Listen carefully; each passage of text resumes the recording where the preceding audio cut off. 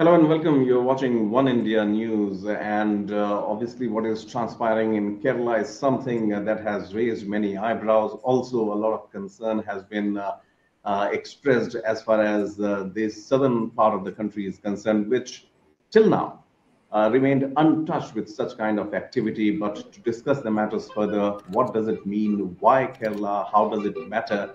The fine print. We are joined by P. Haridrinath, former Law Secretary of Kerala, and Rahul Ishwar, a very well-known activist and author. Thank you so much, gentlemen, for taking time out and speaking to us today. Uh, Harindranath sir, talking about the event that has happened, fairly new. Most of our viewers expressed shock knowing for a fact that something of this sort has happened in Kerala. You have been there, former law secretary for a long time. Is this a surprise to you also? What do you see the main reason behind this? It is very shocking for me for two Hmm. reasons. One is that we have not had such an incident in Kerala. In fact, Kerala has not seen a major war for the last 500 years, if I may say so. Right. So, such a peaceful place. And second thing is that it happened in Yoga Witnesses Hmm. conference.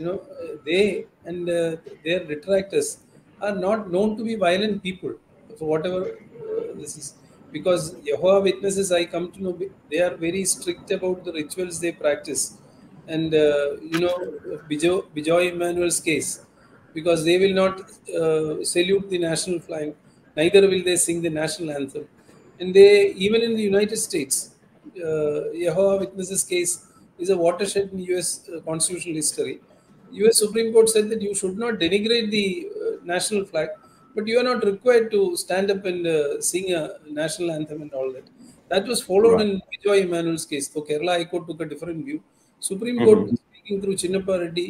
So though they are sticklers to all these rituals and other things, they were Hmm. never known to be violent people.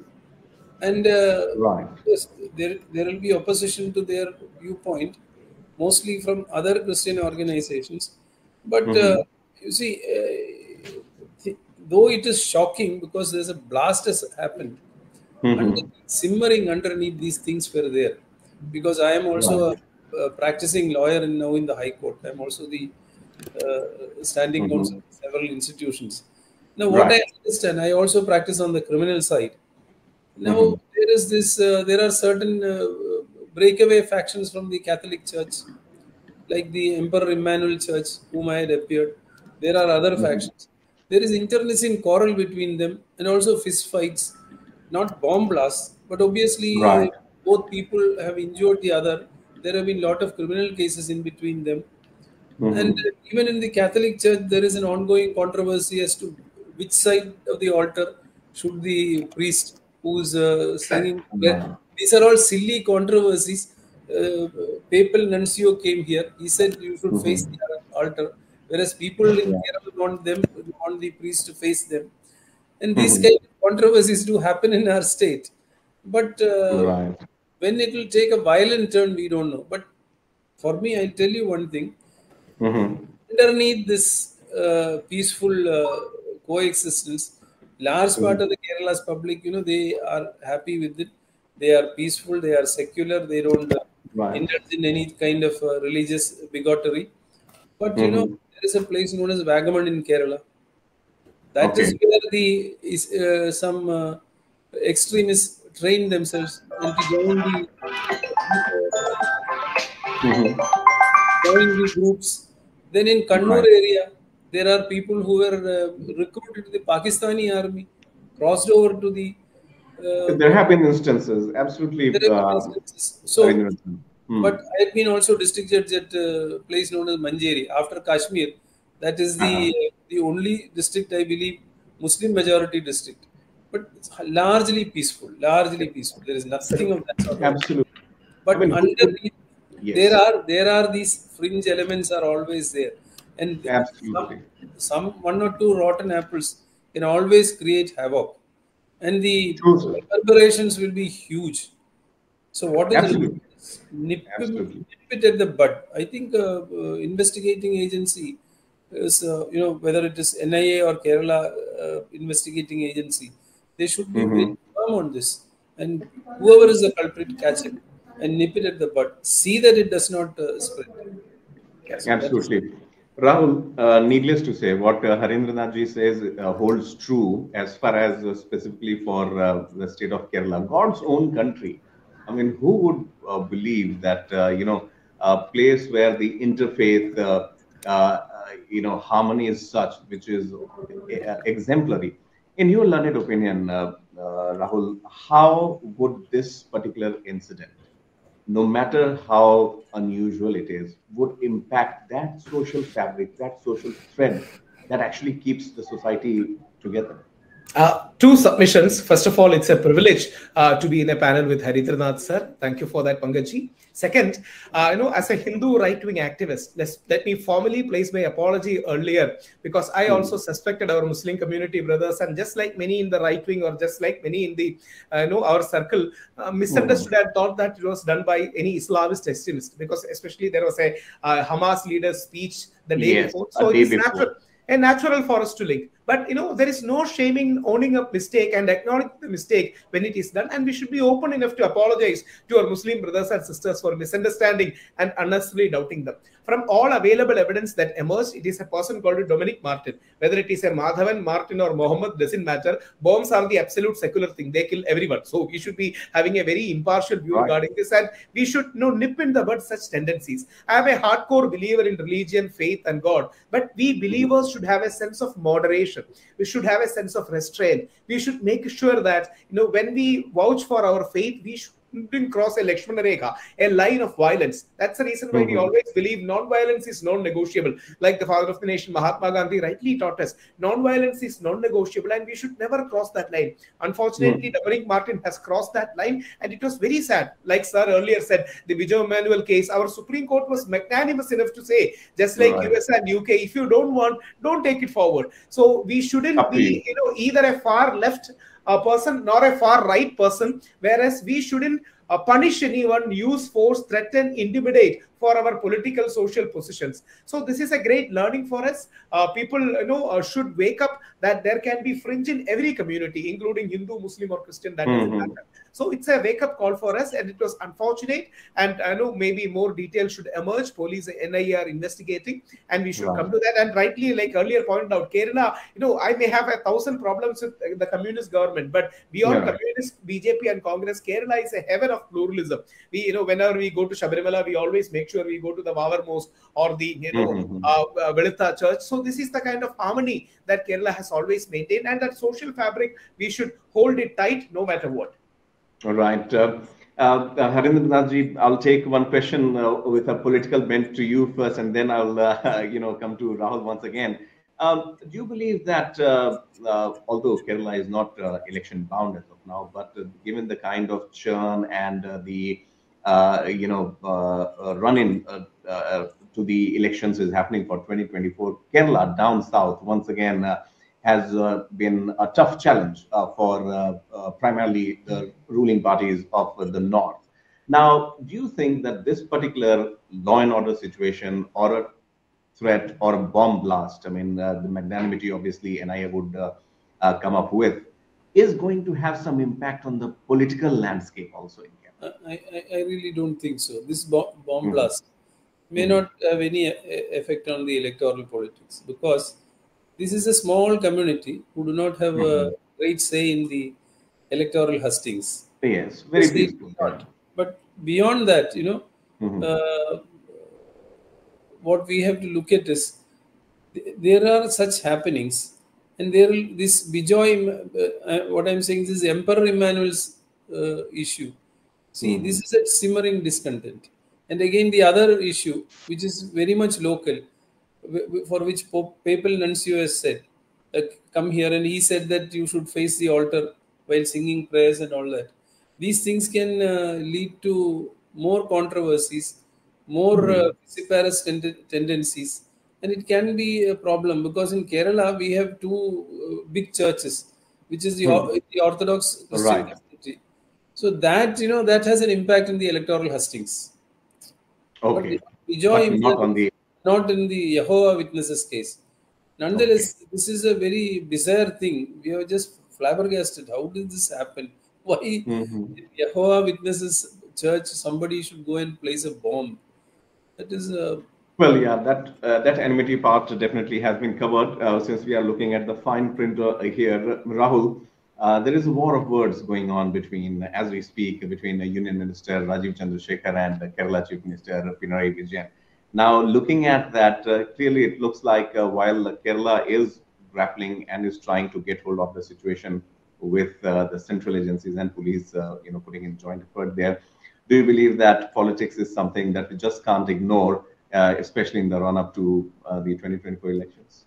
I think politics cannot be ignored, is inevitable, and there'll be some kind of a political narrative. But I believe a person of the stature of Sri Rajeev Chandrasekhar ji shouldn't be blamed, because it was natural for anyone to assume, especially because the Israel-Palestine issue is going on and the Christian evangelical sector are more pro-Israel. So there might be some reaction. And we have all been condemning the Hamas person coming to one particular program in Malappuram, even though via online. It is not right. We have not designated as a nation Hamas as a terrorist organization.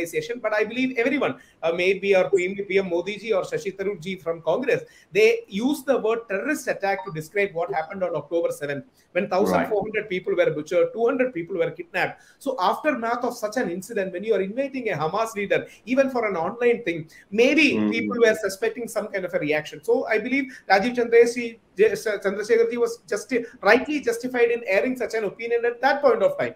And inevitably the politics will be there. 1 year down the line, Kerala will have a hotly contested election. BJP is an emerging force. They are having 3 to 5 seats, on a primarily A+ list. Congress is, struggling to keep their votes together. CPM has a very well-catered party. So it is very natural. And Kerala has 27% Muslim community, which roughly amounts to 98 lakh, Malayalis being our Muslim brothers, and 18.36 Christian community, nearly 18 to 20% Christian community, and nearly 50 to 55% Hindu community. This is the demographic profile of Kerala. So naturally, there can be new equations, formulas between communities, and it is very natural, even though because of our secular shyness, we don't tell these things outside. This is the ground reality that really happens, the community equations that really happens. But it is very important. We shouldn't have communal hatred, even while we can have our own community equations. We can have permutations, combinations of Nayars, Iyavas, and the other castes going here and there. We shouldn't have communal hatred. There should be a sense of balance and harmony,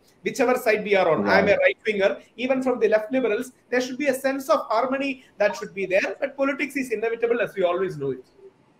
And definitely, we have seen, BJP trying to make inroads. Obviously, in any electoral battle, any political party wants to, Congress too has been in action as far as Kerala is concerned. Talking about, where Rahul has left, the task is out as a now for Chief Minister Pinarayi Vijayan, and he must be busy man. Now, what steps do you believe we can take in order to instill a space of safety and also communal harmony within the people? See, communal harmony is always there in the people. Only thing is that you should not disturb. Obviously, this is an isolated incident. So you have to just ignore that. But don't fuel, for vote-catching measures, you should not ignite passions, like communal passions. See, you want a minority vote, you want a Christian vote, you want Hindu backward community vote. So don't go in those lines. On the contrary, stick to the issues which are concerning people. And then if political parties, come to that level, so far as Kerala is concerned, it is not a very easy thing for majority community to win the elections because of the demographic nature of Kerala's population. So therefore, there is no point in igniting communal passions, even for a majority party which is getting vote from the majority community. Nothing will come out of it. Because you see, as Mr. Rahul said, almost 50% of the Kerala's population is are Christians and Muslims. And the Hindu community, the largest block is the backward community, which is Mr. Pinarayi Vijayan's community and other communities. So the forward caste Hindus are not a big force in Kerala. So likewise, so how these permutations and combinations happen, we don't know. But The most important thing is that you don't try to catch votes on these lines and try to ignite passions. Right. So that is the best. Yes. Right. Rahul, we could have, wished for a better time that we could have had this conversation, but not long ago, in 2022 itself, of December, BJP Karyakartas were seen visiting Christian households with Christmas gifts. And then later on, we saw similar reciprocation during Eid also.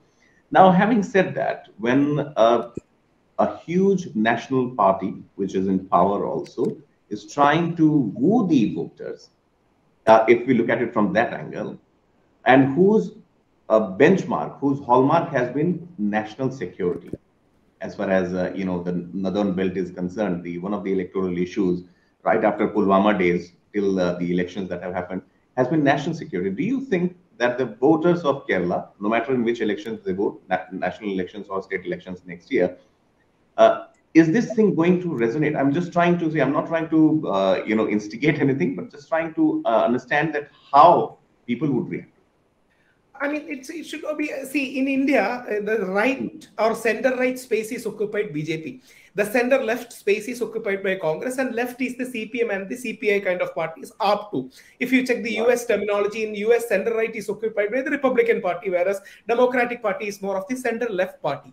In Kerala, what like Harindranath sir rightly said, the forward community called Nair community plus Brahmin, which I come from, is around 12 to 15 to 17%. The backward Idava community is around 22 to 25%, with maybe 10 or 15% other backward communities too. So they have been the mainstay of the CPM for a very long time. And BJP is making inroads into the Nair community in a big way. The Christian community, some of the fathers have been joining with them. But unfortunately, due to the Manipur violence, that entire thing is dampened a bit. Let us be honest about it. And even BJP leaders are very open about it because of the Manipur violence, the news of 240 plus churches being burned, the Kuki and the Methi clashes. Spirit is dampened in a big way. Muslim community in general, they don't vote for BJP. We have the CCDS statistics and all. Maybe 1% or 2% votes are the maximum that they are going to get. People like Abdullah Kuti sir are there, who's a very firebrand, great leader, who has rich experience. People like Anil K. Antony, is a good friend of mine, son of A.K. Antony sir, the former Defense Minister of India, is also there. But BJP is mainly banking on the Hindu consolidation aspect. So many in BJP, may have thought, had it been a Islamist attack, not Islamist attack, maybe that more consolidation would have been there. But it turned out to be Dominic Mark, so it won't have much ramifications. And it is a matter of truth that nearly 109 people went from Kerala to join the ISIS ranks. I mean, it's an open fact. The US intelligence, the Indian intelligence, Kerala's Chief Minister Pinarayi Vijayan also accepted that fact. So there is a natural scare, even though some amount of forced conversions were there. So maybe that is one reason there. But Congress accommodates that centrist space Kerala in a big way, where with the support of NSS or the forward Hindu community called the Nair Service Society, who have been largely backing upon the Congress paradigm. And people like Shashi Tharoor have been pitching themselves to be the next Chief Minister of Kerala. There can be, Shashi Tharoor is this global citizen kind of person who can attract the urban voters, the modern voters, and people from all the community. So it's going to be a tricky equation. This won't have much ramifications, but yes, it has ignited some debates in social media. But I would like to end with only one submission. Whatever our politics are, at the end of the day, our nation is more important. So we shouldn't cross a line in either denigrating, defaming, attacking any community. That sense of civility should be maintained. I should strongly attack Hamas. At the same point of time, I should be sensitive to the Palestinian kids and our Muslim sentiments. We should strongly attack Godse on the other side, but we should be sensitive to the larger Hindu sentiments and the Hindu community's needs. So that moderation, you can be center left or center right.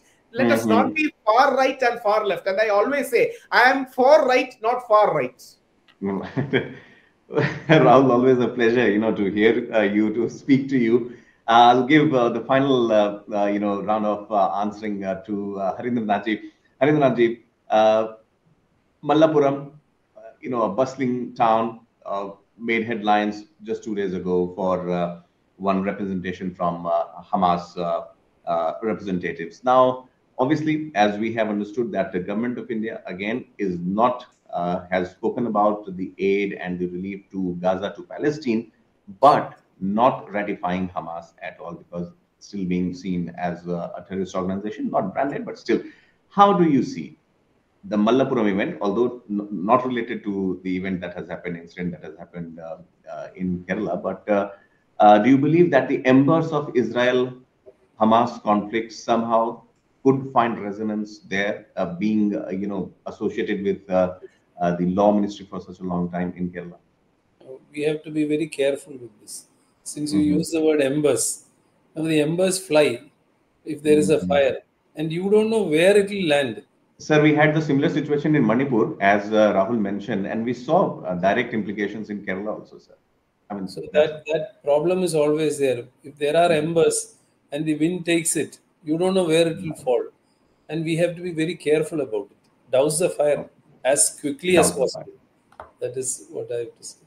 Rahul, final words?